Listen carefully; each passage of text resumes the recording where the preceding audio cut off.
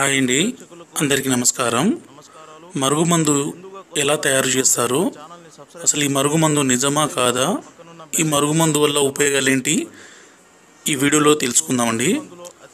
ఈ మరుగుమందు అనేది మన పూర్వకాలం నుంచే ఉన్నదండి.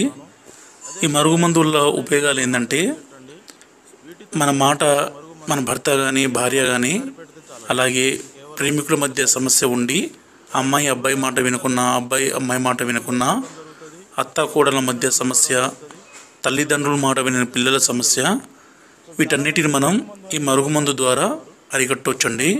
ఏ విధంగా అంటే, ఈ మరుగుమందుని మేము 2 రకాలుగా తయారు చేస్తాము. స్వయంగా మా తండలో మేము తయారు చేస్తామండి. అందువలన ఎలాంటి చిన్నపాటి సైడ్ ఎఫెక్ట్స్ కానీ, ఎలాంటి చిన్నపాటి అనారోగ్య సమస్యలు కానీ ఉండవు.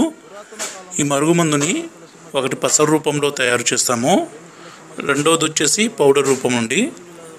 ఈ పసరు రూపంలో తయారు చేసిన మరుగుమందుని బట్టలకి, చెప్పులకి, తలకి, శరీర భాగాలకి పూయడం ద్వారా ఎంతటి కఠిన మనసున్నా, ఎంతటి కఠిన హృదయం ఉన్నా సరే వాళ్ళు ఖచ్చితంగా చేంజ్ అయిపోతారండి.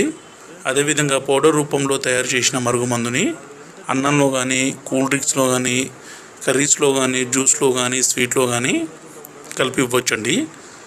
ఎలాంటి వాసన కానీ, ఎలాంటి టేస్ట్ కానీ ఉండదండి.